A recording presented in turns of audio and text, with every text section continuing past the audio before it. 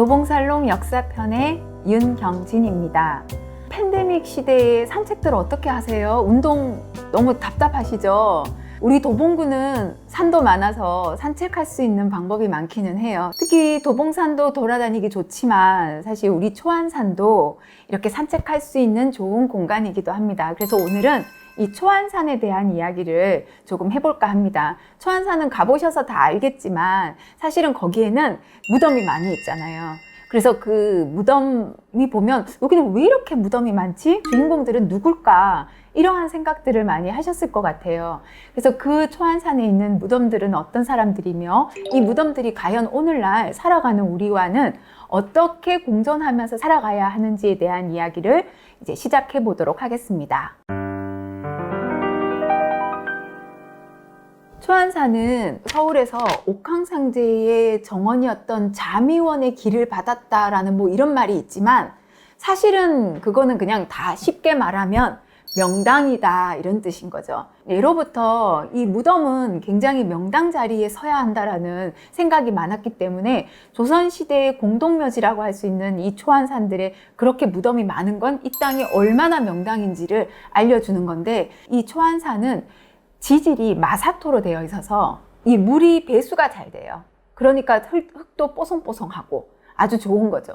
뿐만 아니라 오른쪽으로는 우이천이, 왼쪽으로는 중랑천이 흐르다 보니까 강도 흐르고 산도 있고, 이러니까 배산임수라 해서 풍수지리적으로도 굉장히 좋았죠. 근데 이것만 있는 게 아니에요. 예전에는 이 시체가 나갈 수 있는 문은 시구문이라고 해서 여기 사대문으로 치면 사소문에 해당하는 강의문으로 빠져나가는데, 강의문에서 성저 심리라고 해당되는 그 안까지는 묘를 쓸 수가 없어요. 그런데 요 심리를 벗어나는 첫 번째 산이 도봉산과 북한산인데, 요 도봉산과 북한산은 도성을 지키는 진산이기 때문에 여기는 묘자리를 쓸 수가 없어요. 이 심리를 딱 지나서 제일 먼저 만나는 북한산과 도봉산 옆을 가보면 자그마하고 야트막하면서 산세도 험하지 않고, 그리고 배산임수도 좋고 땅의 재질도 좋은 초안산이 기다리고 있었기 때문에 많은 사람들이 이 초안산에 묘를 쓰기 시작했고 조선시대 공동묘지로 자리를 잡을 수 있게 된 거죠. 그래서 여기에는 지금까지도 그 묘가 1000여 기가 넘고, 심지어는 2002년에는 여기가 사적 제440호로 지정되면서 이제 조금 더 보존의 가치가 있다라고 보게 되는 거죠.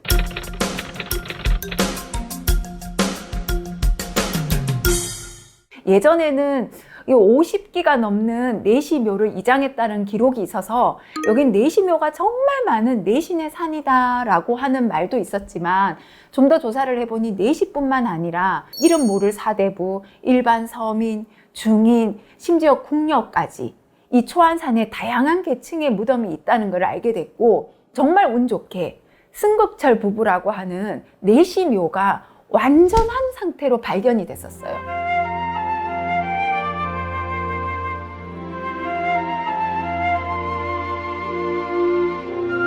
승극철 집안이 선조 때부터 철종까지 활약을 했는데, 그때 이 초안산을 자기네 집안의 선산으로 활용을 했다라는 것을 알게 됐고, 그러다 보니 정말 여기는 내시묘가 많구나 이걸 알게 됐죠. 그리고 아까 말한 것처럼 궁녀묘도 발견이 됐는데, 그 궁녀묘하고 승극철 묘가 아주 묘한 특징이 하나 있어요. 그거는 그 두 묘가 희한하게도 방향이 서쪽을 향하고 있더라는 거예요. 그런데 여기에서 서쪽을 향해 보면 어딜까요?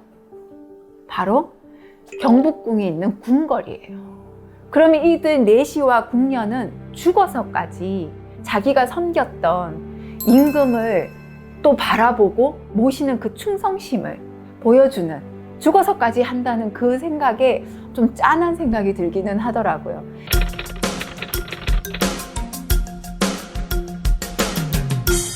여기서 저는 궁금한 생각이 들었어요. 사실 승극철 묘를 통해서 이 초안산이 내신의 산이라고도 얘기하지만, 은평구에 가도 내신의 산이 있고, 사실 쌍문동에도 곱산 내시묘역이라고 예전에는 있었거든요. 그렇다면 이렇게 내시묘역은 많은데, 그러면 궁녀묘역이라고 하거나 궁녀묘근이라고 하는 데는 왜 없지? 하는 궁금함이 생기잖아요. 궁금하죠. 그러다 보니까 왜 없을까? 그러면 그거는 내시와 궁녀의 삶을 한번 들여다보면 어쩌면 그 이유를 찾아볼 수도 있겠다 해서 내시와 궁녀의 삶에 대해서 아주 간단하게 들여다보려고 합니다.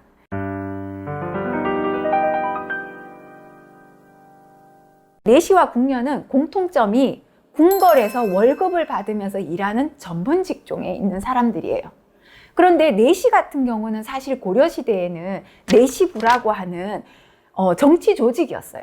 그리고 황관이 따로 있었고, 그러나 조선시대는 이 황관이 내시부라고 하는 정치 조직에 흡수되면서 조직 구성원으로 다 차지하면서 내시와 황관을 혼재해서 사용하게 되는 거죠. 그래서 우리는 이제 일반 황관을 조선시대 이후부터는 내시라고 표현을 많이 하게 되는데, 일단 이 내시는 궁궐에서 한 200명 정도가 활동을 했대요. 정말 많죠. 근데 이 또 특징이 이 궁궐 200명의 내시 중에서는 장번과 출입번으로 나뉘어지는데, 장번은 이름 그대로 오랫동안 있다가 한번 퇴근하는 거, 출입번은 출퇴근을 아주 자주 하는 거. 근데 결론은 어쨌든 둘 다 퇴근을 한다는 거예요. 퇴근을 하면 머무를 집이 필요하겠죠. 그럼 그 집은 결국은 혼자 살지 않을 거니까 가정을 이루게 됐고, 그 가정을 이루다 보면 부인도 데리고 살겠지만 자식도 필요하겠죠. 하지만 다 알다시피 내시는 자식을 가질 수가 없잖아요. 그래서 양자를 들여옵니다.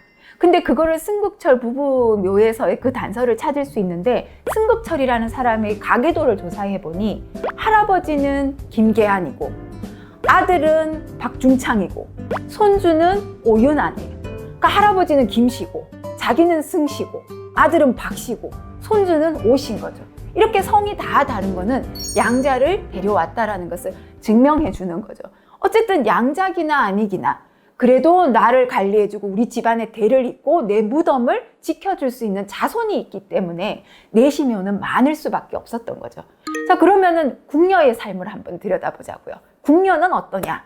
궁녀는 한 처소에 30에서 100명 정도 머무르고 있지만, 그래서 토탈 한 번에 활동했던 궁녀 수가 500명이나 됐다고요.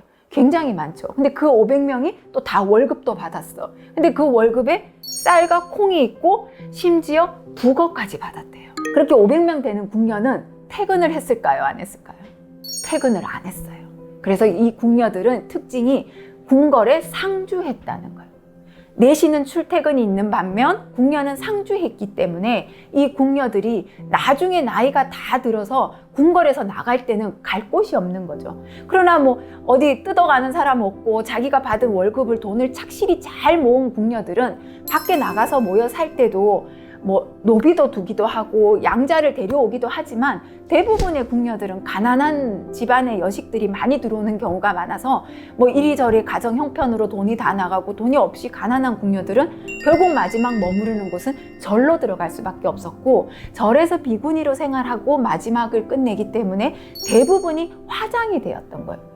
그래서 사실은 우리 내시 묘역은 이렇게 많지만 궁녀의 무덤은 전국적으로 10기에서 9기 정도 밖에 발견되지 못했고, 그나마도 비석이 있는 채로 발견된 거는 3기밖에 없고, 그 중에 하나가 바로 초안산에 있는 개성박씨 궁녀묘라는 거죠. 그러니 초안산은 승극철 부부묘도 있고 개성박씨 묘도 있으니 얼마나 역사적 가치가 뛰어난 곳이겠냐는 거죠.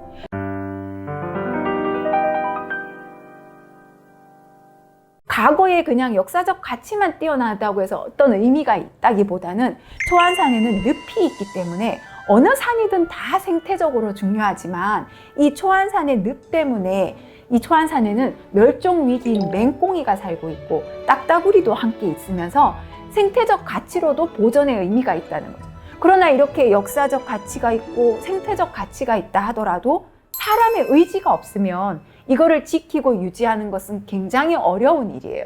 그 사례로 도봉구 쌍문동에도 사실은 곱산 내시 묘역이 있었는데, 이거는 1970년대에 택지 개발로 전부 다 점점 밀어버리면서 이제는 거의 뭐 비석도 없고 이 상석 같은 거나 문인석 1개 정도 이렇게 밖에 남아있지가 않다는 거죠. 그리고 또 이 초안산도 사실은 큰 위기를 처했던 게 1999년에 이 초안산 부분에 골프 연습장이 생긴다면서 결국 이 문화적, 이 역사적 가치가 훼손될 수 있는, 생태적도 잃어버릴 수 있는 이런 시점에 주민들의 강한 의지로 그 골프 연습장을 막아냈고 결국은 생태 그리고 역사를 지킬 수 있는 생태공원이 만들어지면서 이 초안산은 역사의 공간뿐만 아니라 생태의 공간으로도 점점점 더 크게 성장해 갔다는 거죠. 그런데 이런 초안산의 의미로 저는 조금 더 다른 거를 한 가지 더 생각하고 있는 게, 저도 초안산에 자주 산책을 가는데 제가 갈 때마다 느끼는 이 좀 벅찬 감정은, 이 초안산 위에 서 있으면 죽은 자와 산 자가 함께 서 있다는 생각을 굉장히 많이 하거든요. 죽은 자가 많이 있는 이 무덤이라는 공간 속에 살아있는 사람들이 너무나 자유롭게 산책을 하면서 정말 역사적으로 굉장히 가치 있는 그 공간에 자연적으로 생긴 산책 진입로가 40여 개가 넘는다라는 것은 우리가 지키고 보존해야 되는 어떤 역사, 생태 이런 것들이 현재 살아가는 우리하고 어떻게 공존해야 하는지, 그리고 더 나아가서 이걸 어떤 방향으로 이끌어 나가야 되는지를 보여주는 아주 의미 있는 공간이 초안산이 아닌가, 그런 생각을 하면서 초안산의 의미를 다시 한번 강조하고 싶습니다.